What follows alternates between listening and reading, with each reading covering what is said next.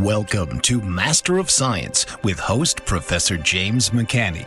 The good professor's career spans 50 years as a university teacher, scientist, and engineer. Each week, he will explore the rapidly changing world of science as many long-held theories are crumbling under the weight of new data. He will cover the fields of geology, archaeology, meteorology, oceanography, space science, astronomy, cosmology, biological evolution, virology, energy, mathematics, and more. So please welcome the host of Master of Science, James McCanney.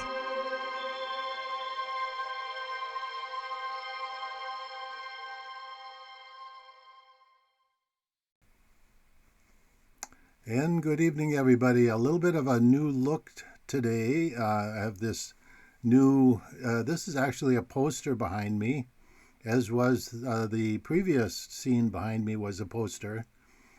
This is actually a bit bigger poster. This is a 4-foot by 6-foot poster that I took to the 1997 American Geophysical Union meeting. And I'm trying to think where that was. That was in like Toronto or something. And so I had this thing, which was in about a 4.5-foot tube, like a mailing tube. And so I fly into Canada, and of course I pay my own way. I'm not on any NASA or government funding. I always paid my own way because I insisted on being an independent scientist. And over the years, decades, of course, this shows exactly that, in those years. And by the way, this was from 1977. So this was a 20-year poster in 1997 from my work, my exposing this, the Plasma Discharge Comet Model, directly to NASA. And I'll have a few stories about this. There's a few announcements first. But I'll take this poster and break it apart piece by piece, each little part of this poster, and I'll talk about it and show you that I'm doing the same thing today as I did then. So, my story has not changed. It doesn't morph. It doesn't all of a sudden change, and all of a sudden I'm saying one thing. No. In fact, this picture here, this one here, is also on my previous poster that I had on this show. And that drawing actually is from a 1986 publication. The thing you can see here is let me see, move my head here. This yellow spot here in front, that's a little bit different. I've added that on this particular version of the drawing, to indicate the X-rays that are experienced, Bremsstrahlung X-rays, that were discovered that year, is actually 1996, was the discovery, and the announcement of that came at the 1997 American Geophysical Union meeting. So here I am presenting my material. Right next to me is NASA, and they're saying that this X-ray activity is due to something called ion exchange, something that stood for about 10 to 15 years until the European Space Agency came along and said, no, those are Bremsstrahlung X-rays, proving, and my prediction came in 1979 with my papers that were, basically NASA, Carl Sagan and the boys, when I was at Cornell, shut down from being published. And so that prediction still holds today. It's all the articles eventually got published in another peer-reviewed journal called Chronos, and I did that for posterity, so it would be published, and so all of that still exists today. But let me go through a few announcements here, and so I'll be talking about this poster and the history. Okay, so world population, this is a very interesting statistic. Europe, and in fact, a lot of the Eastern European countries, to be specific, have a 1.1 birth rate. That's 1.1 babies per woman. And so anyway, it's not enough to sustain the population. Now, if you grow corn, I had a project one time I sold dent corn, original non-GMO dent corn seed, and I bought this pallet of corn. A lot of you may remember that back from the old radio show. Um, and to plant corn and to maintain it genetically, you need around 500 seeds. And what happens is they're not all the same, and they cross the DNA mixes. And if you get less than that, you start getting what is known as inbreeding. And so, in fact, this is what's happened in a lot of, say, well, I won't say a specific part of the world, but even within areas of the world where it's highly populated, you have these small, like, religious groups or sects or whatever, and there's a lot of inbreeding. And so anyway, the genetic mix does not bode well. In other words, it's going to fail. It's going to fail slowly in some cases, but in the case of the Northern Europeans, what's going on is there are just not many men. There are places where there are literally 9 women for every man, and these are women of childbearing age. So that would be like, say, 18 to 35. And it gets worse as you get to the older and older women. The percentage gets actually worse. But these would be women who could potentially have babies, but are not because there are just no men around. And so also in the United States, the native white population of the United States, the population is going down. The growth that the United States had in the last 2 decades has mainly been due to illegal immigration. And so these are people from all other parts of the country, and we're talking probably 40 million people. So it went from a population of just under 300 million, the United States I'm talking about, just a little under 300 million, to around 330 million people. And so now the illegals, by the way, are also counted in census. And the reason they're counted is because they count for voting, redistricting, which gives a certain party the majority in those districts. Redistricting, or also called gerrymandering. But getting back to the population issue, so what's going on is there are small groups that came into the United States, and the first thing they started doing is having babies, because they thought that if they had babies, even if they're illegal, they're called anchor babies. They believe, the belief that's been propagated is that they would, the babies would be natural born citizens. And so anyway, that's another issue.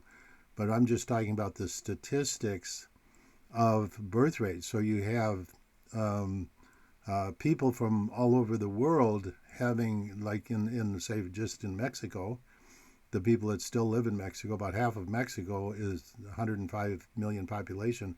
About 50% of that is in the United States.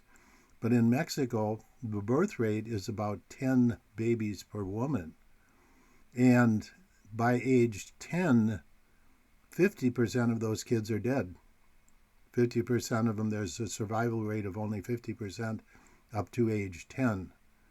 And that's because Mexico is basically, out in the country, is a poor country. And in the cities, like Mexico City, you have 20 million people, and the living conditions are just really very poor. Poor sanitation, etc., poor food. Trying to feed 20 million people every day is a big operation, and so they don't have good nutrition, and on and on.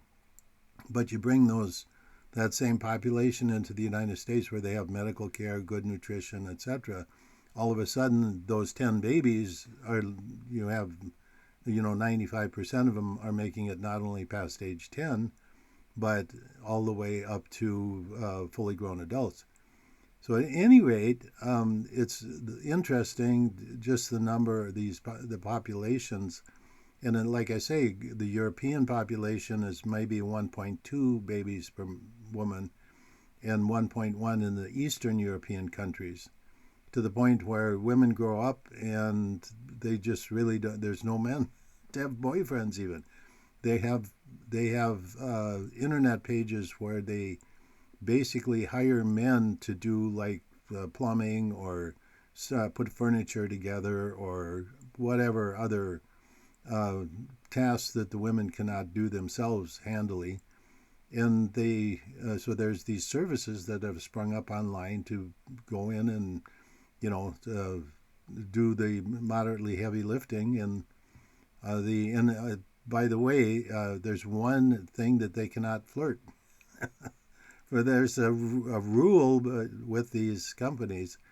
But at any rate, getting back to the population issue, amongst white Western civilizations. Now, this is not true in Russia, which is Caucasian also. The populations sprung out of the Caucasus Mountains. And these are the same populations from the Israelite populations that spread through Northern Europe, from the Caucasus Mountains into Scandinavia, Norway, Finland, and Sweden, and the Northern Europeans, the Germanic tribes, and all the way west into northern Spain and into the British Isles and Ireland, where my ancestors come from. My ancestors were actually Vikings. They came from Norway and lived on the coast. They were potato farmers and fishermen. And that's maybe why I like fish and smoked fish and potatoes. So at any rate, back to population, it's just interesting to see these population trends and how people say, oh, the world is overpopulated. Most of the overpopulated areas are in probably less than 20 cities in the world. And that includes China, and that includes India, where you have massive populations living in concentrated population centers. So the bulk of the world in terms of land mass is relatively empty. It's very interesting. You take here's a statistic that's interesting. You could take I think it's the world population, and if you gave every person a 10 foot by 10 foot by 10 foot cube, they would fit inside of the Grand Canyon, one spot on Earth, the entire world population. If they had, basically, that's enough room to stand up and walk around a little bit.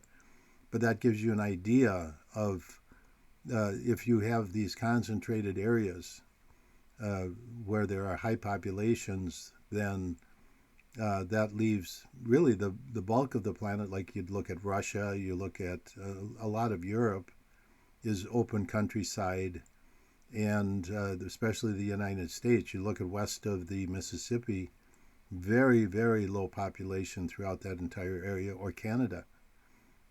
Good grief, Canada is immense country with very few people. And all of those people primarily live in 3 eastern cities. And they're sprinkled out throughout the countryside in minor towns, etc. And then you go to the west coast in Vancouver. British Columbia, there's a high population center, but other than that, Canada is empty. Okay, enough of that. But I have a term. It's called the creeping crud. The creeping crud. Now, what is that? That's when NASA or university types take my material that I've been talking about for decades, literally, and steal it. And then they mold it into the standard scientific construct, and it just happened again. For decades, every year, literally, I would have a show. It would be a special show on the Christmas star, telling that it is a comet. And it has if you look at the Christmas story in the Bible, the Christmas story is one of a star, a very special star, and a very special star, not just a comet, but a very special comet. And of course, this article comes from space.com, the NASA mouthpiece webpage. You rah NASA, everything NASA is good, from space.com. But anyway, in their astronomy section on comets, it says, here's the title of the article, touting this person for saying that the Christmas star was a comet.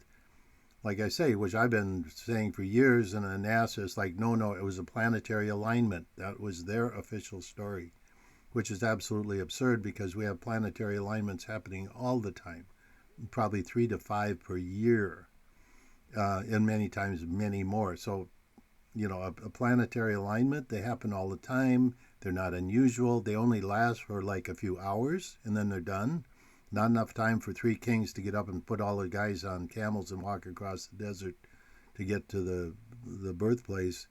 And they don't align above a particular place. I mean, all of the aspects that we know about the Christmas star, a planetary alignment doesn't work for any of them. None. Yet they pound that because they don't want to talk about comets. But anyway, this clown, like I say, here's the name of the article: "The Comet of Bethlehem: Why we may need to rethink a popular Christmas story." But anyway, it's worth noting that then they publish it in a peer-reviewed journal, and see, that's where the magic comes in of the creeping crud. Now it's published in a peer-reviewed journal, and then everybody can reference that as if it's somehow golden. Here's an announcement came in this week from a listener and more than a fan. The Truth Be Told Radio Network, this show airs on every week. Kevin called me up and he said he lives in Connecticut, so there's 2 towns near him. Waterbury, Connecticut. What an interesting name for listen to the story here. Waterbury, Connecticut. That's Bury, Waterbury, Connecticut. And Watertown, Connecticut.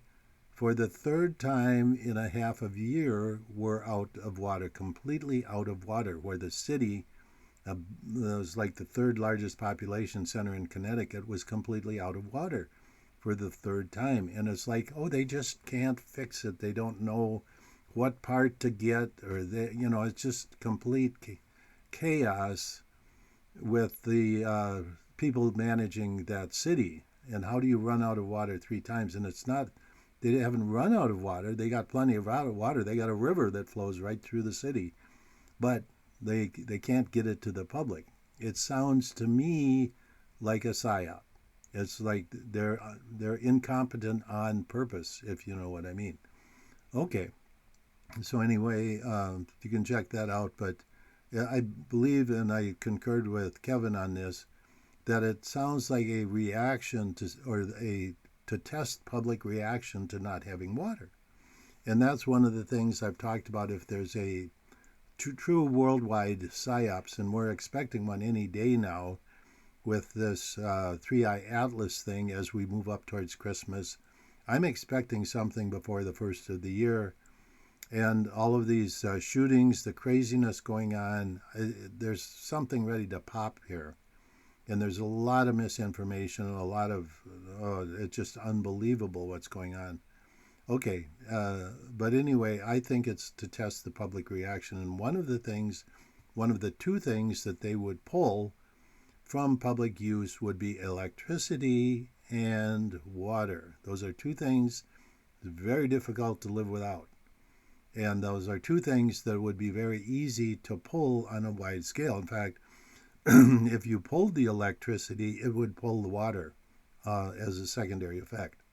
So that's what I'm expecting. And so Waterbury, Connecticut, the management there just cannot get it together to get the water to the people days and days in a row. This includes all the schools shut down, all the hospitals, public buildings, Okay, just want to quickly remind you that there is a sale on, and this will end on Christmas Eve, actually. Although if you ordered something, you wouldn't get it, obviously, by Christmas. But the sale itself, using the coupon code JMCC, the webpage, jmccwaterfilters.com, the MR5 whole house water filter, or what many people may be interested in, the 7-inch. These are 7-inch candles, they're called, or they're my own HI water filter elements, my name brand water filter elements that I manufacture. For the Gravity, these are the Berkey style water filters, but they're not Berkey water filters. they fit that type of model, but most people identify that stainless steel container, whether it's a Pier 1 or whether it's there's 20 other brands out there, stainless steel container, the one tank sits on top of the other. So I have my own name brand water filter elements. They're called JMCC water filters, HI filter elements, and they're on sale, and you can get an additional 15% off using the coupon code JMCC. So go to the webpage jmccwaterfilters.com, and that sale ends, like I say, Christmas Eve. Okay, I'm going to make a very rapid, just like a rapid run through of all of the nutty stuff on 3i Atlas over the last week, and hopefully not take more than a couple minutes, because it's just the psyops continues. And this is what it is. It's a psychological operation, and I figured out that the main central theme that they want to pound into the public's head, and this is just watching these videos that are coming out there, which, by the way, this show is totally shadow banned to the limit. And by the way, I have, just looking at numbers, I have 3,500 subscribers. That's what they say. I think there's a lot more. But anyway, and I can only get like maybe 600 views per week on this show. Other people who have come out of nowhere, have no background at all, have introduced their YouTube channel just recently, all of a sudden have maybe 250,000 subscribers, and within 6 hours have maybe 5 to 6 times that in views. Absolutely impossible. Absolutely impossible. So they're promoting this, but the one common theme in all of the misinformation, whether it's Avi Loeb, whether it's NASA, whether it's nutcases and wannabes having their YouTube channel out there or whatever, is that they're promoting the dirty snowball comet model. And that is central. That is core to the... Now, look at this poster here. This was 1997. 20 years after I made this theory public within NASA, they all knew it. I gave talks at Los Alamos National Laboratory, top plasma physicists in the world, 50 of them in my classroom, basically. And did they not know about it? Of course they know about it. So what is it's really bizarre. It's really bizarre. So this is a top-down control of this theoretical concept where they completely suppress what I'm doing and promote something that's patently false. Okay, so I'm just mentioning that because that's the core theme in all of this. So it's very clear whether it's Michio Kaku AI, Avi Loeb, or the real Avi Loeb, or NASA. The first thing that NASA said in that public release of photos of 3i Atlas was, it's a dirty snowball. Comets are little dirty snowballs. And the woman said it, and the other guy said it. It's what they're just pushing this onto you, the public. Okay, so I'm just going to go through this list of things that have hit the news this week, and they recycle these. Okay, so anyway, X-rays, comets. I mean, there are YouTube channels that are saying, oh, this is new. There's never been observed X-rays in comets before. You can see here, this is 1997. The 1996 discovery of the year, experimental discovery of the year, was the discovery of X-rays in comets. One of the top 10, they say, and was discovered by accident with the Rosat satellite of the European Space Agency, 1996. And people are saying, oh, it's never happened before. Let me see. How could an ice ball form X-rays? Well, of course it can't. It's absurd. Absolutely absurd. Okay, and the green color. Well, the green color, all comets have a green halo around them. It's the Dubai shield. It's from the hydrogen. That's the ionized hydrogen that's surrounding the comet nucleus. Okay, that it is heading towards Earth. No, not at all. It's moving away from Earth. Actually, we're going to have our closest approach on the 19th. That's in Friday. And that's because Earth is moving around towards the comet, which is moving away. And we're moving. So the physical distance of this comet The closest it'll ever come to Earth is on the 19th of December, but it's not a linear alignment, it's not an electrical alignment, it's nothing. And I've said this before. The January 22nd, based on the ephemeris that NASA has published, which they haven't changed, by the way, because we know the orbit of this comet has perturbed. The comet has slowed down. So the best estimate I can make is around January 22nd of next year, 2026, we will have a direct linear alignment with this comet.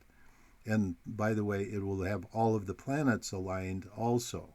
A very interesting construct, and it'll also have a new moon involved. So all of these electrical alignments. Yeah, my alarm going off. Okay, so green color, heading towards Earth, baloney information. Just briefly, nothing about this comet is correct. Nothing about this comet that they're saying is, well, they're comparing it to the dirty snowball comet model. And so it doesn't make sense, but all of the things they're quoting, like green color or X-rays or the sunward anti-tail, they call it. It's actually the sunward spike, which part of my work here is up in this diagram from 1986. And that's one thing I talk about from the very beginning, that you will see this sunward spike. And it explains it. And the first comets to be seen with that were in 1956, Comet Aaron Roland, and actually this photograph down here, well, let me see if I can get my finger, which is, by the way, the cover of my Planet X Comets and Earth Changes book, which came 5 years or 4 years after this poster was made, using that same photograph from Gary Smith, photographer. But at any rate, X-rays, sunward spikes, all of these are common features of comets. Okay, and so so let me quickly go through these properties of 3I Atlas and with the explanation. So the X-rays, understood for a long time, it is the sunward side of the of the electron beam coming out from the sun. Part of the Plasma Discharge Comet Model is an essential part of it. The associated with that also is the sunward spike, also very much a part of the Plasma Discharge Comet Model. Color green, just like in the photograph on the up above, this up here, this particular one, you can see the ions from the smoke surrounding the negatively charged wand. Now, that, just to give you an idea what that is, that's a plastic rod with a metal ball on the end of it. That ball is connected with a wire to the main Van de Graaff on the left-hand side there. And so they both have a negative charge, with the negative charge on the small ball being smaller than that on the main ball of the Van de Graaff generator. And so what happens is this cloud forms around the nucleus of the comet, and that's a Debye shielding. That's what it is. Okay, so the green color is because the cloud that's surrounding a comet is hydrogen. And of course, comet scientists don't understand that. It's clearly the hydrogen green line. But at any rate, on to the next. There's a statement going around that this comet is rushing towards Earth. Closest approach will be December 19th. Actually, the comet's moving away from Earth. It's the fact that Earth is moving around in its orbit, actually catching up to the comet a little bit, but they're going to be apart, separated by enormous distance, like 1.5 distances to the sun. That's how far away this comet's going to be to Earth, and it's not any kind of linear or electrical alignment or anything. So the December 19th is a no-show. It's a nothing burger. The real date is January 22nd, when 3I Atlas will have an electrical alignment with Earth, and there we're going to see some, at least auroras. We could see some Jupiter type of straight line winds, all the way up to January hurricane, or 2 or 5. So we'll see. Okay, next thing, the change of course. Okay, as I explained, as it's coming in, the tail drag is pulling back, slowing it down. As it's going out, the tail drag, which is away from the sun, is pulling on it, and it makes it accelerate. So that explains the two non-gravitational force effects that are being measured uh, in the orbital parameters of this 3I Atlas object. High power EMLs, electromagnetic signaling. Okay, well, that's because, yes, it's in this electrical discharge. There's a lot of power involved, and when that hits the nucleus, there's a lot of force involved, electrical force, and that's where this signaling is coming from. Okay, now talk a little bit about Michio Kaku. He's the main character. Avi Loeb has had a lot of AI replacement where they're making him say things that. But these people are players. They're somehow involved in this. Michio Kaku is claiming that, oh, it's because he's just famous. They can, oh, it's just AI. People are making up AI stories and craziness about him. But he's got to be involved because he could easily just write a letter to or an email to YouTube and say, stop using my image, which is a YouTube rule. So Michio Kaku is in on it. He's getting some kind of benefit, a payoff. And just as Avi Loeb is getting billions of dollars, he's looking at billions of dollars of grants for carrying on with this it's an alien spacecraft nonsense. Okay, so at any rate, the UN, the United Nations, and other international organizations, including NASA, the European Space Agency, are on this thing where they're supposedly going to defend the world. Oh, what silliness. This is all going on with Comet 3I Atlas. International defense groups. There's a question like, what's powering this comet? There's all like imagining there's jet rays coming out of it. Aliens probably are not going to use uh, inertial jets to move stuff if they're going to. And then the last one is cryovolcanics, where they're saying that the volcanoes deep within the comet are erupting, and that's what's causing these multiple tails that they're seeing. No, it's just part of the plasma discharge comet model. And I just showed you a picture of Hale-Bopp. This picture up here, let me see right there, of Hale-Bopp with 14 tails. That's the way comets look when you put the proper filters on them. And just one more comment that NASA has been caught basically overexposing photographs. So all you get is this blur. And there are a bunch of idiots with a lot of really, really good equipment, a bunch of complete moron idiots at NASA. And I like the last week, if you missed my show last week, there's a mock-up that somebody did with a great big white elephant in the room and all these NASA scientists sitting there looking stupid like they are. And I hate to run these people down, but doggone it, after a while you just got to say, these people are brain dead. Brain dead is probably a mild, nice term. Okay, so now we're going to take a look at the posters. And so I'm going to take this poster and break it apart into pieces and talk about this particular poster piece by piece and how much information it contains and how much information NASA should have learned from this. And like I say, this is 1997, this poster, and that was the 20-year anniversary from 1997 when all of this really got traction. Okay, so here is the 30-year anniversary poster. This is what I've had for many, many, many, going back very early in this show. This is the background I've been using. And this is an actual very large poster that is a derivative of one that I took to an American Geophysical Union meeting.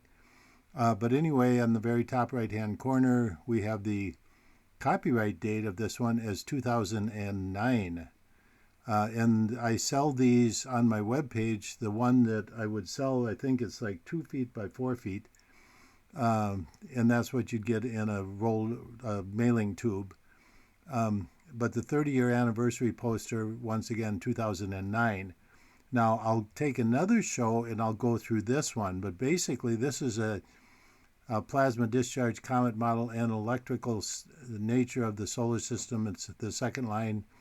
Fusion Stellar Capacitor Drive Electric Processes in the Universe is the second line. And like I say, this is a derivative of one that I took to an American Geophysical Union meeting in around 2009. And that's the 30-year anniversary. So that, of course, goes back to 1979 when I was at Cornell.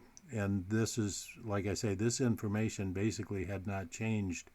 The two drawings here, in the middle of the page, once again are from a paper that was from 1986. And the name of that paper was Dynamics of a Small Comet. And that was when the ISWE-3 satellite, U.S. satellite, went to Comet Giacobini-Zinner, was the very first encounter of a comet with a spacecraft. And so anyway, but that's not the point of this talk today. I just wanted to show you this, and you can buy this poster on my webpage as one of the physical products. Okay, so here now is the poster that I'm going to describe today. This goes back to 1997. So, and there's a very interesting story with this. I created this poster, and by the way, this is a 4 by 6 foot poster. And when you say poster, that has a special meaning for somebody in the American Geophysical Union meeting. They have what they call poster sessions, and you go out into the auditorium. You have all of the dedicated, what you might call classroom sessions that are small individual sessions. And my particular specialty was with solar magnetophysics. And by the way, if you're not familiar with the American Geophysical Union meetings, it's about 20,000 scientists, ranges between maybe 17,000 to 20,000 scientists get together twice a year. There's the main session, which this was for, and then you have a smaller session 6 months later. And this is so twice a year this is going on. So this was my poster from 1997, right after the discovery of X-rays in comets, which I predicted in my early work. And so what I'm going to do is take this and pick it apart piece by piece. But let me just have there's kind of a cute little story that goes along with this. So I'm at my poster session, and what happens is you have this big poster session, and there's a huge auditorium full of these poster boards that are this size. They're 4 foot high by 6 foot wide poster, and you stand there, and the people filter through the auditorium, and you talk to them. So this is a direct contact with people. And so anyway, I'm at my poster session, and I have a computer, I have a display. It's really intricate. And all of the NASA scientists are there, and they've got these little 8.5 by 11 little printout sheets and things. Nobody's got anything like what I've developed for my poster session. So I'm there, and one day this guy that really hated my guts, let's just put it that way. His name was Michael Mumma, M-U-M-M-A. I don't know if he's still alive. I'd probably think that if he is alive, he's very, very old. But anyway, he's a guy, kind of a head honcho at Goddard. And he came there with about, I would say, a good dozen of his underlings, and they looked like graduate students. You can kind of tell graduate students the way they're dressed. Schlocky shoes, kind of like pants that have been worn too many times. A shirt, maybe a sweater, hair not too. Appearance just doesn't mark of somebody who's a professional scientist. They're poverty-stricken, very intelligent people. So anyway, he's got about a dozen of these people behind me, and they stand there in a line looking at me like I'm the man from Mars. And of course, all these people know who I am. I'm, in a sense, a world-famous physicist. And, by this time I was working with directly with Russian scientists. I'd been on national TV in Japan and Russia, and I've been at Los Alamos National Laboratories giving discussions. So literally everybody knows who I am, and especially in the scientific sense. At this point, I had been on Art Bell, so the public, literally knew who I was in mass. But anyway, Michael Muma comes up, and these like dozen students are standing back there watching, and he comes up to me and confronts me. And he goes, I really don't like what you're doing here. And it's kind of like he's confronting me, like I'm supposed to bow down or genuflect to him or something. And I said, oh, I know what you mean. I'm supposed to take peer-reviewed published information, add a little bit of information to it, and publish in a peer-reviewed journal. And he goes, yes, like that's what you're supposed to be doing.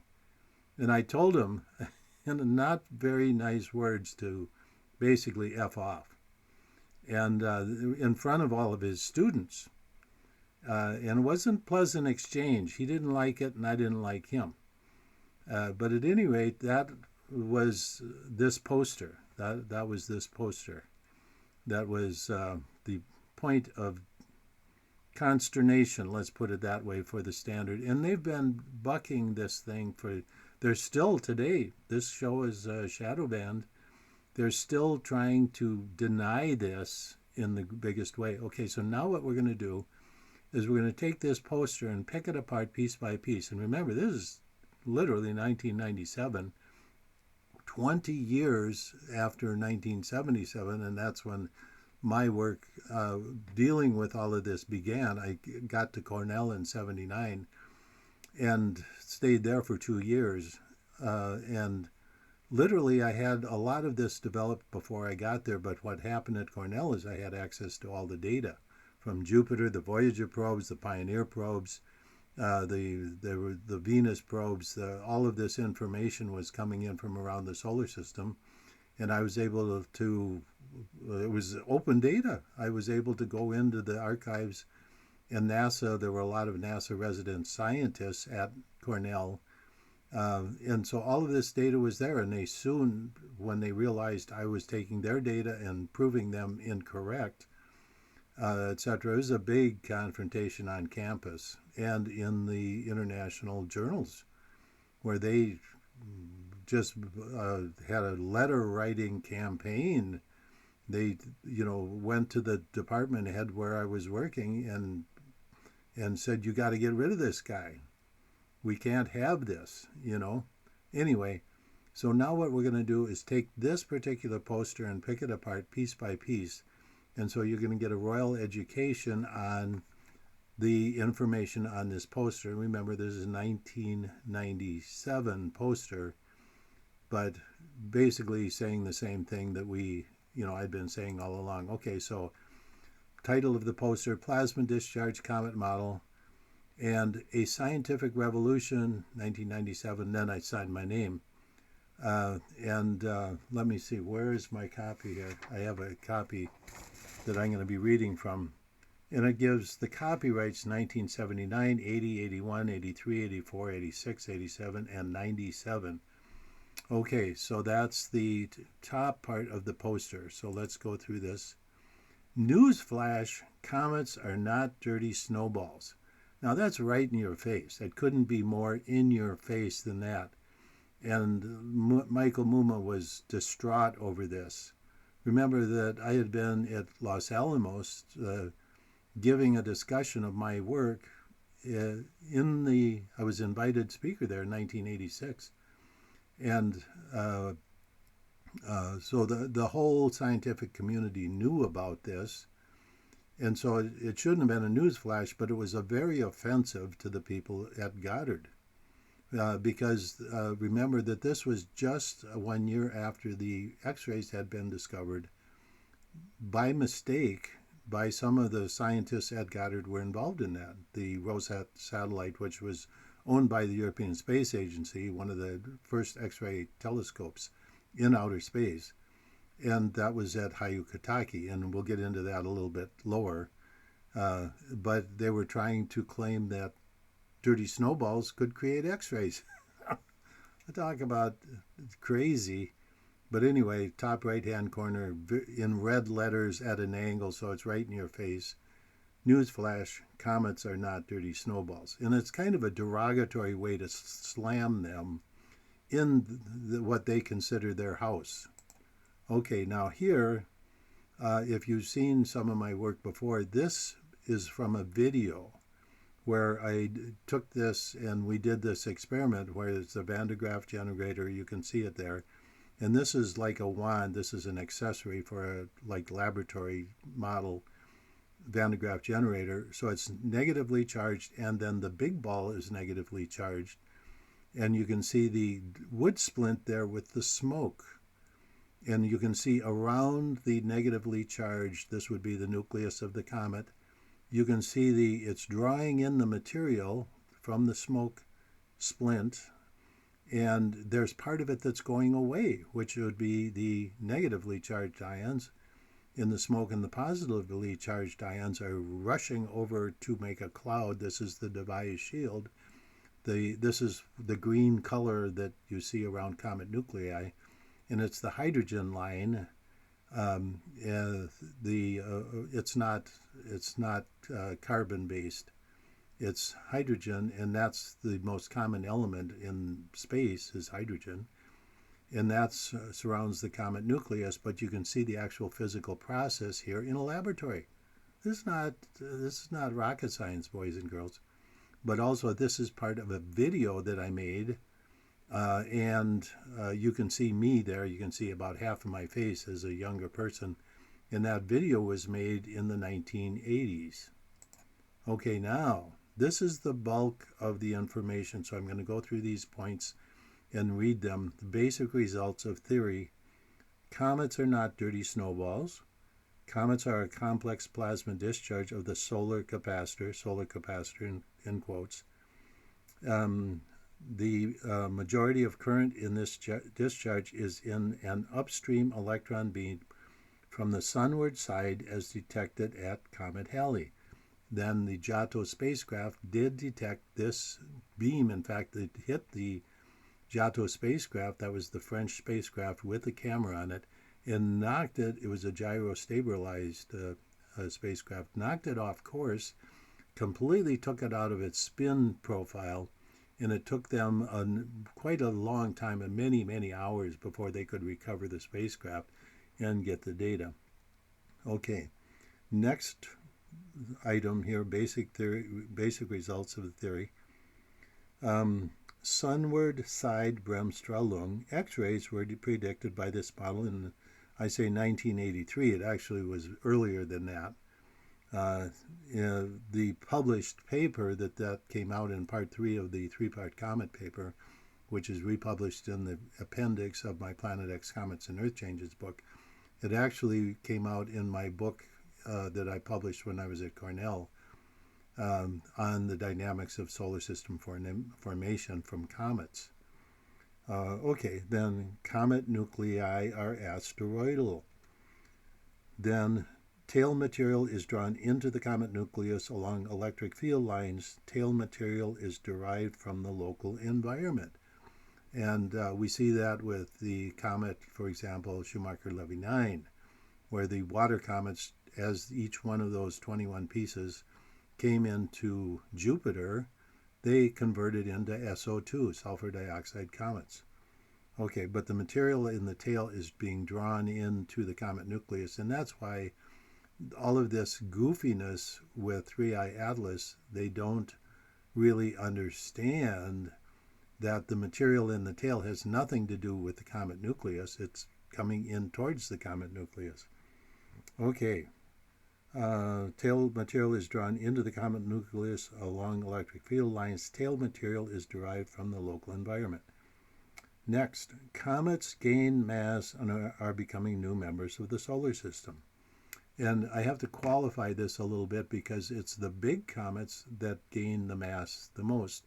And that's where the tail drag comes from, and that's why these bigger comets like 3I Atlas change their orbits. It's the tail drag. And so when they're coming in, the tail drag is pulling them back, so they slow down, and when they're going out away from the sun, they gain velocity because the tail is pulling them outwards. So they actually accelerate. They look like they're accelerating as they move out. So that explains 3I Atlas and its non-gravitational movements. Next, the Sun and Jupiter were originally a twin star. Other planets, moons, etc. were captured later. So that's talking about the capture nature of planetary development. The next point here, the Sun and Jupiter were originally a twin star. Other planets, moons were captured later. The solar system did not form all at one time 4.5 billion years ago. So that dispels the idea that the solar system formed all at one time. No, it formed one piece at a time, one moon, one asteroid, etc. The statistics of solar system formation by capture is an associated area of study. Next, a comet tail drag in quotes, greatly affects the orbit, non-gravitational effects, and circularizes comet orbits. For example, Hale-Bopp's original perihelion estimate was for April 1st, 1997. Actual was May 8th, 1997. So it was like more than a month late. That's how much it slowed down. And astronomers will tell you that's due to an interaction with Jupiter, but no, it was a daily thing. And Brian Marsden from the Comet Smithsonian Center, which kept records of all the comet orbits, etc., small body comet orbits in those days, had to update the ephemeris of Hale-Bopp every day. It was changing on a daily basis, so it was not just Jupiter. That's an excuse that astronomers make.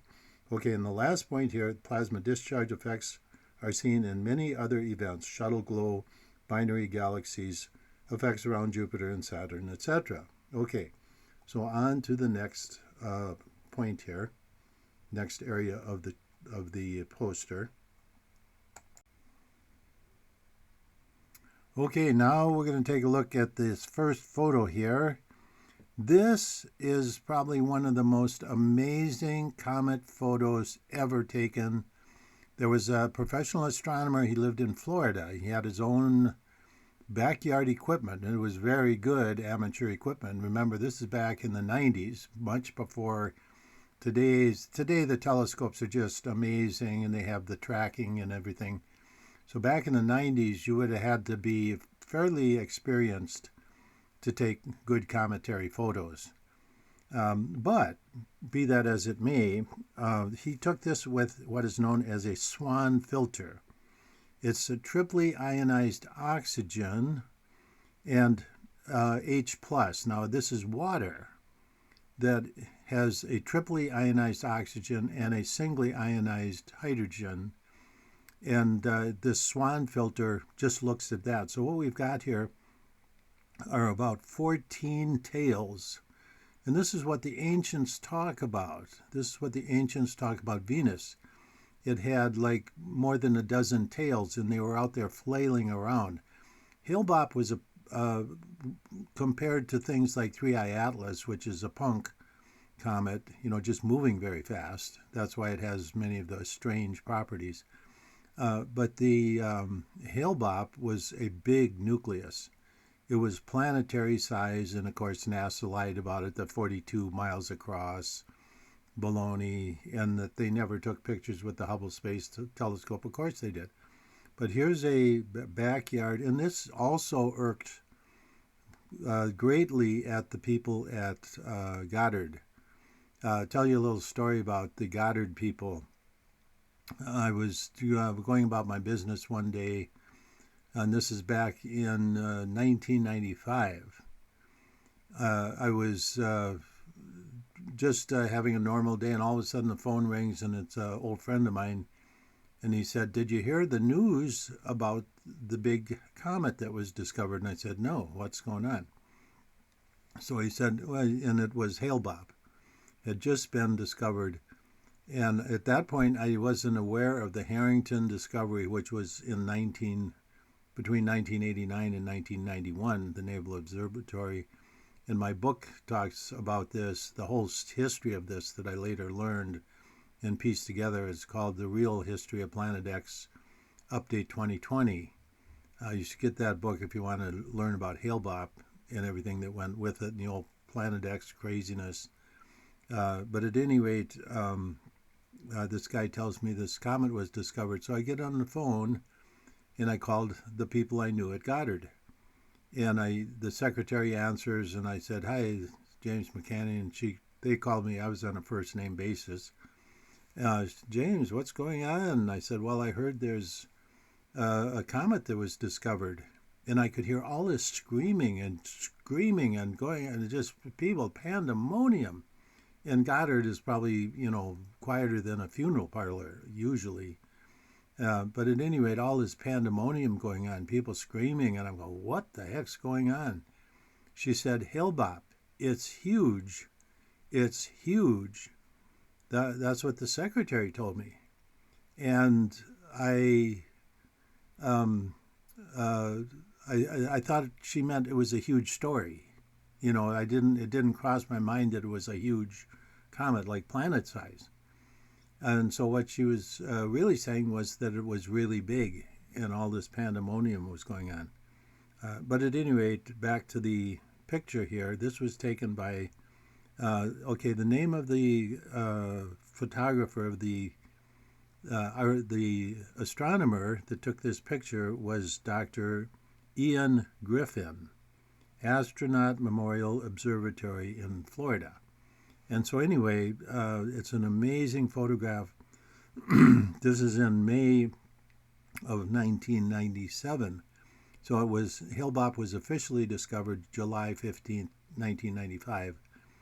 And so this was almost like 2 years into it, and Hale-Bopp was in the solar system for a period of 6 years. It was slowing down, becoming a planet. Okay. So that's that photograph explanation. On to the next one. This is a actual photograph from NASA, from the Rosat satellite, and showing the X-ray signature on the nose side of comet Hyakutake. And this was a monumental experimental discovery. Just a little story here. 10 years earlier, the next photograph there, I wrote an article, a paper, was called Dynamics of a Small Comet.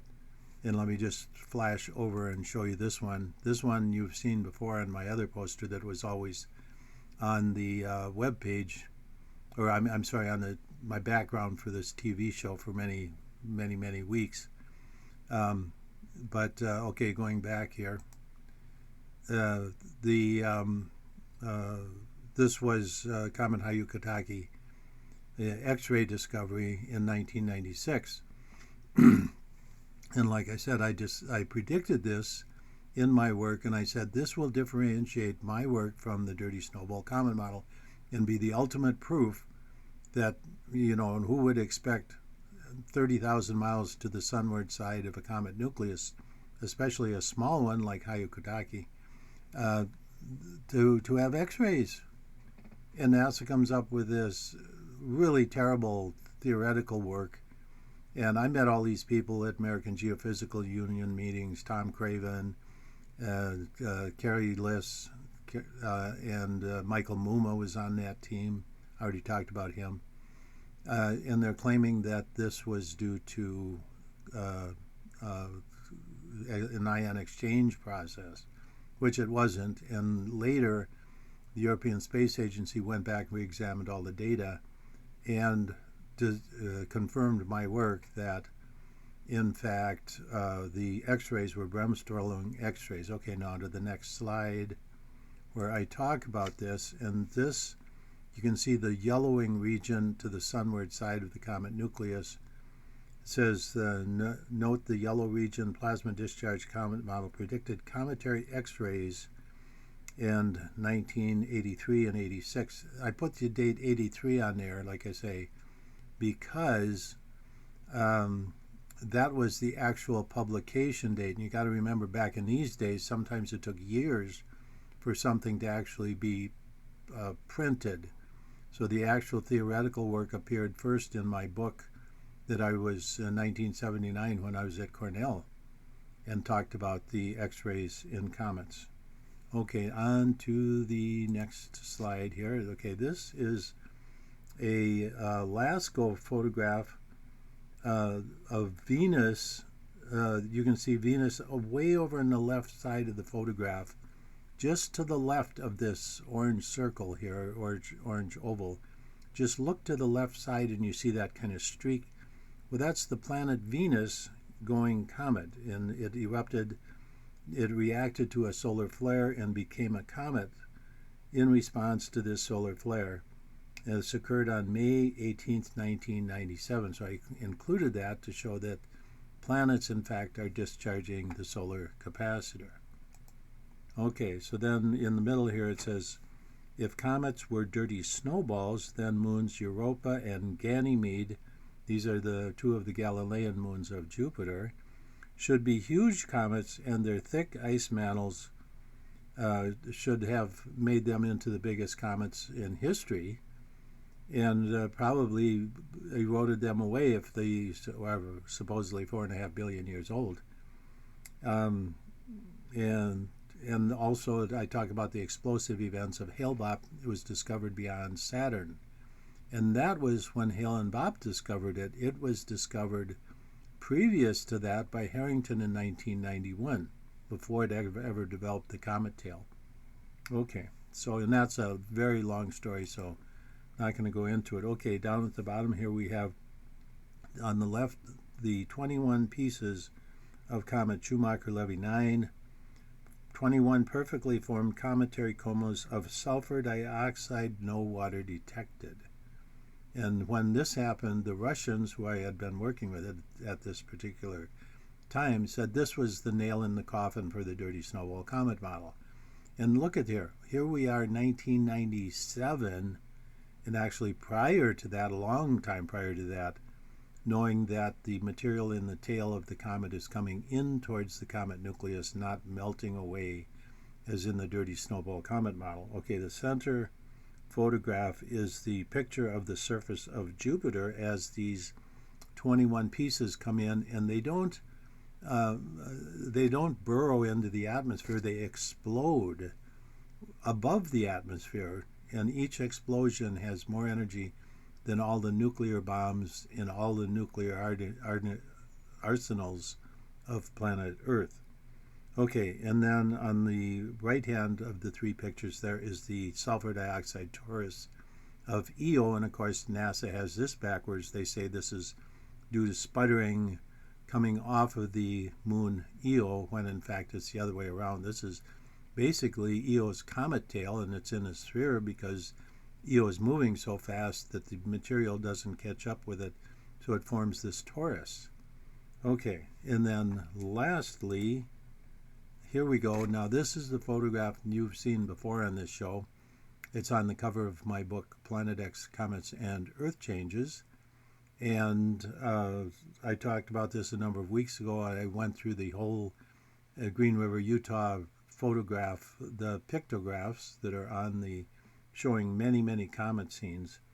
And so the caption here says, Stone Age astronomers document a helical sunward spike similar to comets Aaron Rowland, 1957, Kohoutek, Hale-Bopp, 1996, and others, all formed visible sunward arms. And now, and it says, by the way, photograph courtesy of Gary Smith. But you see that comet 3I Atlas is forming a sunward spike. And this is not new. They're making it sound like, oh, this is unusual, what an unusual formation for a comet. And then they're trying, I've seen, well, it's just absurdities, that it's some kind of optical illusion. And then there's other people going, oh, no, all comets, the dirty snowball comet model predicts jets coming out the noseward side. But when the nucleus is tumbling, that's not possible, because the jets would be tumbling with the nucleus, and that's not happened. This is a sunward spike that's stable, and it's pointed directly at the sun. No matter where the comet is, this is pointing towards the sun. Okay, so that goes through this poster. I'll take a future week, maybe next week, to go through another poster, but there's so much information on this poster. And you can see that, I mean, clearly the Plasma Discharge Comet Model, my model for theoretical, not only for comets, but how the planets form, how the solar wind has an excess current of protons that creates the capacitor, that all of this activity occurs, that creates the weather on planet Earth, on and on and on. And so in the point of showing this is 1997, and my story has not changed a bit. And NASA, how they get away with this, it's criminal. It's not negligence either. It's intentional. But I gotta give these tier 2 scientists at NASA credit. They're really stupid. They really believe this stuff. And of course, their paycheck depends on it. If they ever question it, they're not going to say anything because their paycheck depends on it. They want to quit someday and golf and be down in Arizona golfing. And if they say something against the party line, they won't be golfing. So they just keep their mouth shut if they have a thought in this direction of supporting me. Okay, anyway, back to the just the end part of this show. I'm going to just remind you that there's a sale going on, ends Christmas Eve, 15% discount on the waters, jmccwaterfilters.com, 15% discount when you use the coupon code JMCC. And very good. Well, I hope you enjoyed this show, and this should be one of the most informative shows on the internet. Talk to you next week.